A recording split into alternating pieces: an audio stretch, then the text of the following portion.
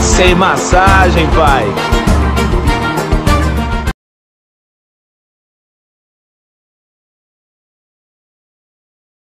Estão gravando. Bom dia para você. Seja bem-vindo, seja bem-vinda a essa nossa terceira aula, terceira parte de Revolução Industrial. Estamos analisando a segunda fase da Revolução Industrial e estamos analisando, a partir desse momento, algumas mudanças importantes do processo de produção. Taylorismo e Fordismo. Quem está comigo ao vivo aqui agora é minha galerinha do segundo B, do Colégio do Carmo. E você que está assistindo essa aula no canal do Rod Brito, pega papel, pega lápis, caneta, para fazer suas anotações, que tem muita coisa que eu vou falar aqui agora, e é importante você fazer suas anotações e construir seus próprios resumos. Então, vamos lá. Quando a gente fala de segunda fase da Revolução Industrial, a gente está falando de um processo mais dinâmico do processo de produção, ok? Então, algumas inovações vão ser muito emblemáticas, como a questão do motor a combustão, como a questão da utilização do petróleo e da eletricidade no processo de produção. Só que haviam ainda alguns problemas. E que problemas eram esses? Problemas de base teórica, estrutural. Então, houve uma inovação tecnológica, mas era necessário reestruturar o processo de produção para que ele fosse realmente um processo que gerasse o lucro esperado por essa burguesia crescente que estava se consolidando ali naquele contexto, no início do século XIX. É aí que surgem dois modelos de produção que vão ampliar a capacidade produtiva. Logicamente, diminuir custos e, logicamente, aumentar a lucratividade da burguesia. Que modelos são esses? O que nós chamamos de Taylorismo e Fordismo, tá? Então, quais as características básicas do Taylorismo? Trouxe aqui uma análise da professora Juliana Bezerra para a gente fazer essa nossa construção teórica. Então, Taylorismo, sistema de gestão do processo baseado em diversas técnicas para o aproveitamento ótimo da mão de obra contratada, desenvolvido no século XIX, a partir de estudos sobre os movimentos do homem e da máquina nos processos produtivos fabris. Frederick Taylor, o idealizador do modelo taylorista, ele, ao analisar o processo de produção, ele chega a algumas conclusões. Por exemplo, ele entende que aquelas extensas jornadas de trabalho de 12, 14, 16 horas eram jornadas improdutivas. O que significa isso? A partir de suas observações, Taylor consegue entender que a partir da 8ª hora de trabalho seguida dos operários, naturalmente a produtividade diminuía por um cansaço físico, por um cansaço mental, ou seja, a partir da 8ª hora trabalhada ininterruptamente, a tendência era que a produtividade diminuísse. Esse é um ponto importante. Outro ponto importante, quando Taylor observa o processo de produção, é que ele tenta observar esse processo por uma visão científica, por uma visão de otimização do processo, mas empregando nessa atividade conceitos científicos dentro dessa organização, como, por exemplo, a setorização das fábricas, setores específicos responsáveis, logicamente, por diversas partes do processo de produção. O setor de montagem, o setor de embalagem, o setor de transportes, o setor financeiro, o setor administrativo, o setor de marketing. Está entendendo o que está acontecendo nesse momento? O que Taylor propõe é uma organização mais profissional do processo de produção. Cada setor responsável por uma parte do processo como um todo, cada funcionário vai se tornar especialista dentro da sua atividade no setor que lhe cabia, mas, logicamente, cada setor vai ter também uma supervisão, vai ter uma chefia imediata, justamente com o ideal de maximizar o potencial de cada trabalhador. Ok? Então, o que o Taylor propõe, o que o Taylorismo propõe, é justamente uma organização mais funcional e científica do processo de produção, através de uma padronização, o estabelecimento de um sistema de supervisão e controle dentro das fábricas. É como se o indivíduo, é como se a pessoa, o trabalhador, se transformasse em mais uma peça humanizada, mas uma peça do processo de produção. E como qualquer peça, se por acaso desse algum defeito, era facilmente substituível. Então, o Taylorismo, né? Então, o termo faz referência ao engenheiro norte-americano Frederick Taylor, um dos fundadores da administração científica. Então, a partir dessas observações, desse seu olhar científico, Taylor vai propor uma série de mudanças dentro das fábricas, justamente para otimizar esse processo.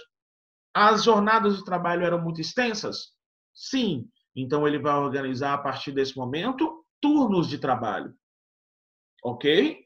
Se a partir da 8ª hora a produtividade cai, então, dentro de um dia de trabalho, vão ser organizados turnos de 8 horas de trabalho. 3 turnos de 8 horas. Cada um dos turnos com uma equipe assumindo a produção. E, logicamente, cada equipe mantendo o nível de produtividade elevado. E, logicamente, o nível de lucratividade elevado. O que o Taylor faz, se você para pensar, é algo muito simples e cotidiano hoje em dia, mas que naquele momento, no início do século XX, né, final do XIX, início do XX, foi muito impactante, porque automaticamente eleva a capacidade produtiva das fábricas. Quais as principais inovações do Taylorismo? Vamos repassar? Olha aqui. Substituição de métodos baseados na experiência por metodologias cientificamente testadas. Seleção e treinamento rigoroso dos trabalhadores de modo a descobrir suas melhores competências, que devem ser continuamente aperfeiçoadas. Por isso, a setorização das fábricas.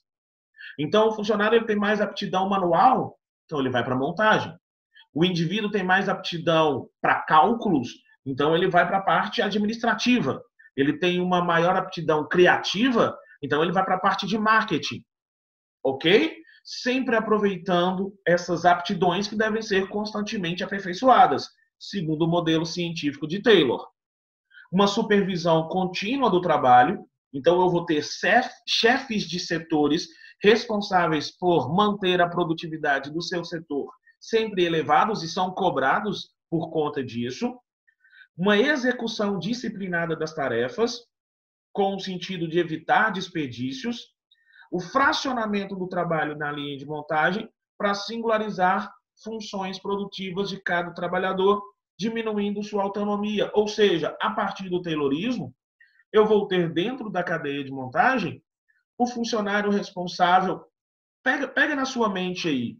Vamos pegar um exemplo bem simples, que é o exemplo que eu pegaria se eu estivesse dentro da sua sala de aula. Pega uma cadeira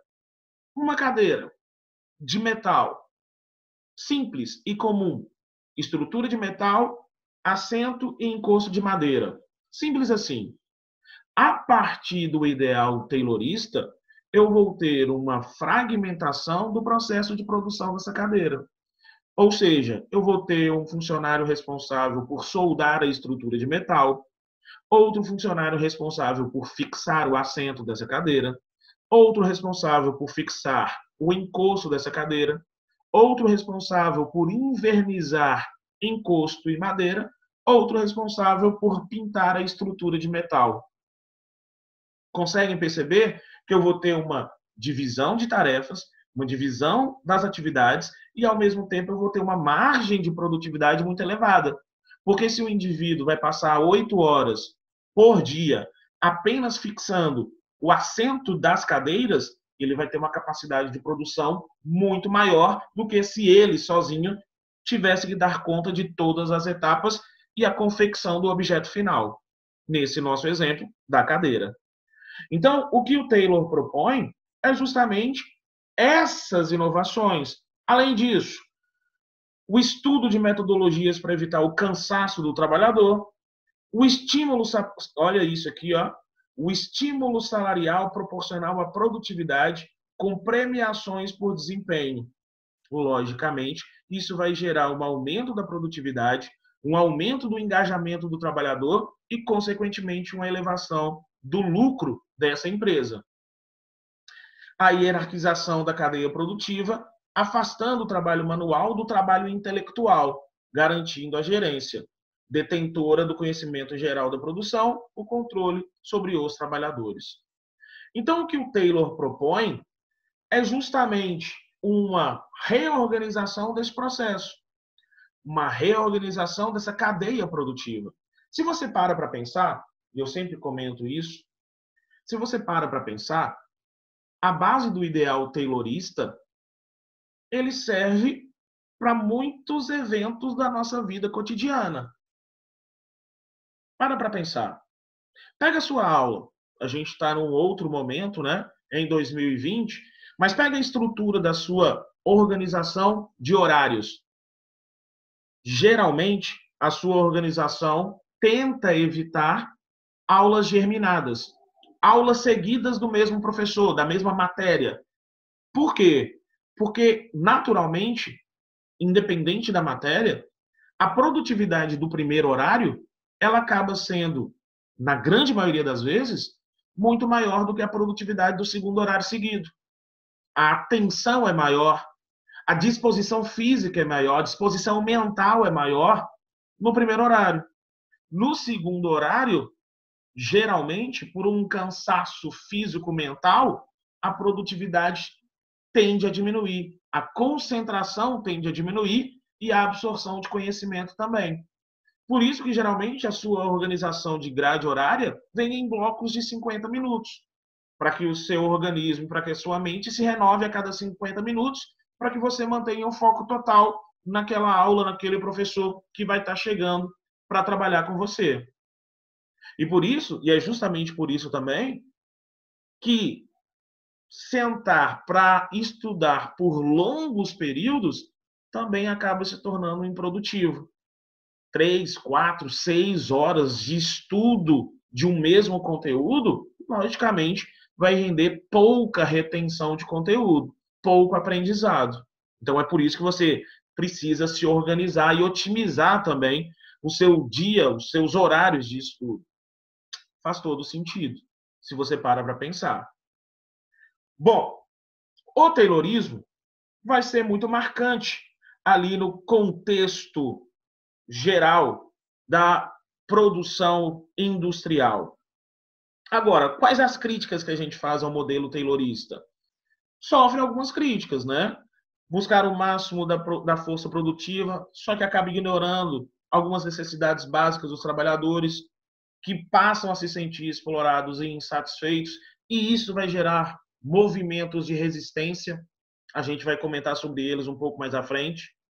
Esses trabalhadores passam a ser vistos, como eu disse, como meras peças descartáveis do processo de produção. E você não pode se esquecer, eu estou falando de um momento de desenvolvimento industrial com uma grande oferta de mão de obra. Então, se você não queria trabalhar porque achava muito explorado ou explorada, ok, tem mais 100 mil querendo a sua vaga. Então, é muito simples substituir trabalhadores nesse momento. Não existiam leis trabalhistas. Bom, Taylorismo e a sua organização científica, a sua setorização, a sua hierarquização dos setores, a sua fragmentação do processo produtivo, a sua otimização da produção, foi.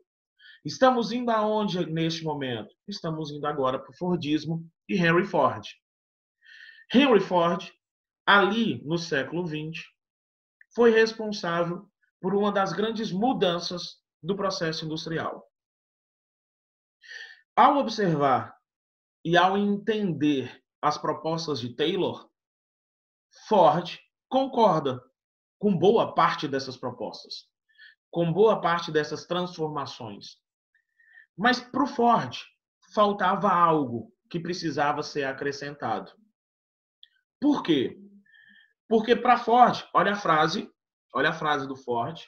Para Ford, produção em massa gera consumo em massa. Guarda isso. Produção em massa gera consumo em massa. Então, o pensamento básico do Fordismo era aumentar em grande escala a produção, gerando assim o aumento de estoques e gerando assim uma oferta de produtos com uma qualidade um pouco mais inferior, mas uma oferta de produtos com preços competitivos no mercado. Por quê? Porque se eu aumento a produtividade, logicamente eu vou aumentar o meu consumo de matéria-prima. E se eu vou aumentar o meu consumo de matéria-prima, eu tenho capacidade de negociar valores com os meus fornecedores de uma forma melhor. Concorda comigo? Então, nesse contexto, diminui-se os custos, aumenta-se a produtividade, diminui-se o preço final para o consumidor e o consumo se expande em larga escala. Bom, vamos dar uma pausa só para a gente fazer a seguinte reflexão. Quando Ford propõe uma produção em grande quantidade, ele precisava gerar uma reestruturação da fábrica. Ele concorda com a fragmentação feita por Taylor, mas para Ford faltava algo. Que algo era esse? Fordismo recebeu esse nome em homenagem a Ford, instalando a primeira linha de produção semi-automatizada de automóveis em 1914. Qual que era a crítica do Ford ao modelo taylorista? Vou voltar aqui só para você ver na imagem. Qual a crítica do Ford? É que, observe essa imagem aqui, segundo Ford, perdia-se tempo. Por quê? Porque o trabalhador ele tinha que se deslocar ao objeto. O trabalhador ele tinha que ir ao objeto para executar sua função. Olha aí, eu tenho uma bancada estática, eu tenho uma bancada parada, e os trabalhadores vão se revezando, cada um para cumprir a sua função dentro dessa cadeia produtiva. O que Ford pensa? Se ao invés do trabalhador ir de encontro ao objeto, e se o objeto vier de encontro ao trabalhador? Cria-se, portanto, as esteiras rolantes. Cria-se, portanto, a linha de montagem. A partir desse momento, o operário ele vai ficar parado. Na frente dele, o objeto vai passar numa esteira rolante.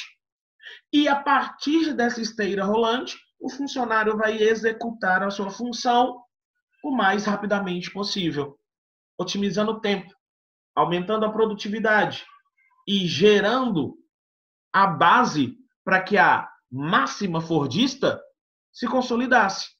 Produção em massa gera consumo em massa. E é verdade. Porque eu vou ampliar os estoques, eu vou ampliar a produtividade, eu vou ter um produto mais barato, mais acessível e mais pessoas vão consumir.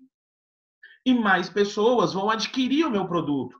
Então, no final das contas, boa parte da margem de lucro vinha pela quantidade que era comercializada. Então, o Ford, quando ele aumenta essa produtividade, olha essa parte. O Fordismo tornou esses produtos acessíveis ao mercado consumidor em massa, na medida que reduziu o custo da produção e barateou os artigos produzidos. A diminuição dos preços vem acompanhada pela queda na qualidade dos produtos fabricados.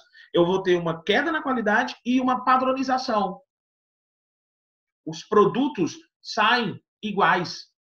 O primeiro modelo a ser produzido nessa linha de montagem foi o Ford T, que foi produzido em larga escala, em grande quantidade.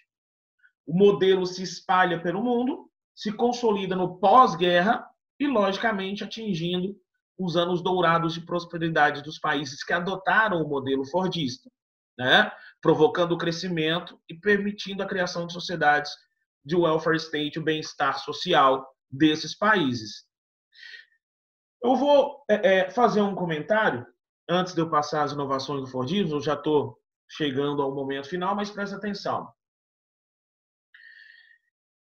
Aquelas grandes lojas de departamento, de roupas, elas são estruturadas muito em cima de um modelo fordista até hoje, se você para pensar.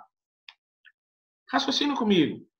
Você vai naquelas lojas de departamentos e você, ou mesmo lojas de um porte maior, e você encontra na arara daquela loja a mesma blusa, com a mesma estampa, com a mesma cor, replicada várias vezes, em grande quantidade, variando apenas o quê? Variando apenas o tamanho.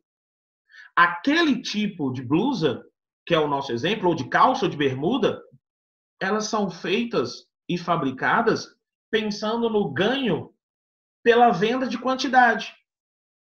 Porque, geralmente, essas roupas que são colocadas e disponibilizadas em grande quantidade, o mesmo modelo, são as roupas mais baratas da loja. São as roupas que custam menos, justamente para ter uma saída maior, justamente para você comprar, para a sociedade comprar em grande quantidade. É a padronização do consumo.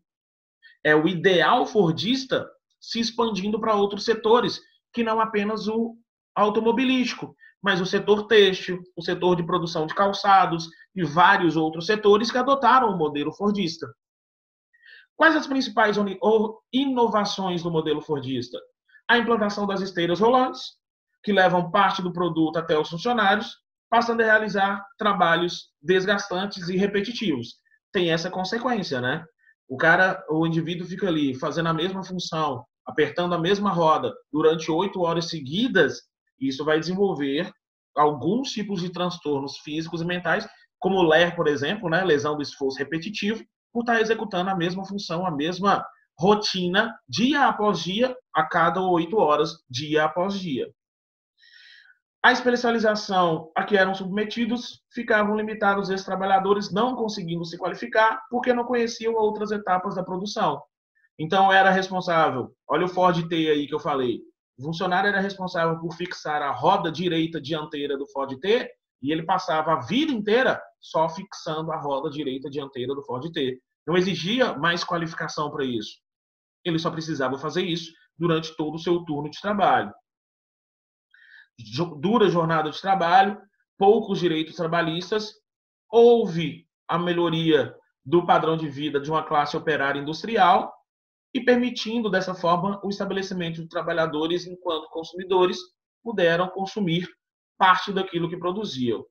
O declínio do toyotismo vem a partir de 1970, com a implementação de um outro modelo de produção, de uma outra visão produtiva, surgida com a gigante automobilística Toyota, e aí, a partir do toyotismo, eu vou ter uma mudança da visão sobre a função da fábrica. Porque a partir do toyotismo, e aí já é a terceira fase da Revolução Industrial, já é a próxima aula, a partir do toyotismo, eu vou ter o surgimento das noções e das concepções de empresa flexível, eu vou ter o surgimento da noção de demanda versus produção. Essa ideia do Ford de produção em massa gera consumo em massa é abandonada, porque entende-se que gera-se um desperdício de matéria-prima. E aí vai se equilibrar. A produtividade vai estar adequada à demanda por tal produto. Se eu tenho uma demanda por um produto, então eu tenho uma produtividade maior desse produto. Se a demanda por esse produto diminui, naturalmente, pelo modelo toyotista, a produtividade também vai cair, também vai diminuir. Tá? Então, uma análise sobre o modelo fordista e toyotista eu vou deixar para fazer a partir da terceira fase da Revolução Industrial. Beleza? Vou tirar aqui, vou fazer o meu print, vou me despedir da galera do canal, então salve para a galerinha do canal do Rod Brito, Então, se gostou, compartilha, curte, ativa o sininho para novas atualizações. Tamo junto. Sem massagem, pai. É sem massagem, pai.